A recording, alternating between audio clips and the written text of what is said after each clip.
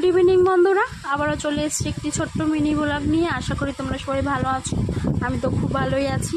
মাসির বাড়িতে জামাই ষষ্ঠীতে বেড়াতে গেছিলাম, তাই ভাবলাম যে সবাই মিলে, মাসি বলছে আমাদের এখানে, তোদের ওখানে KFC, আমাদের এখানে HFC বলে একটা পিৎজার রেস্টুরেন্ট আছে। তাই মাসি বললো চল সবাই মিলে যাই। আমি হ্যাঁ চল।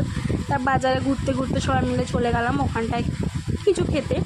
এবার ওখানটায় গিয়ে সবাই ভাবছি যে কী খাবো। দিদি বলছে চল এখানে পিৎজা খাই। আমি বলছি ঠিক আছে তাহলে পিৎজা অর্ডার কর। তাই মেনু কার্ড দেখে ও পিৎজা অর্ডার করতে গেল।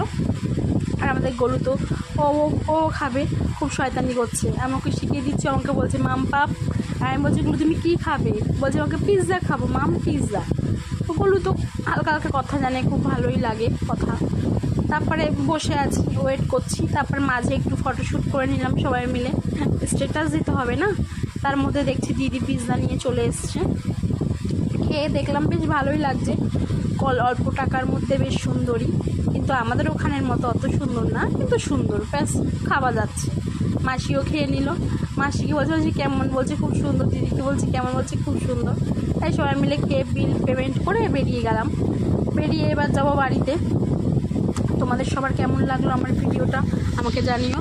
আবারও চলে আসবে এরকম ছোট্ট একটি মিনি ব্লগ নিয়ে। ওকে বাই সবাই, টাটা, গুড নাইট এভরিওয়ান, সবাই ভালো থেকো।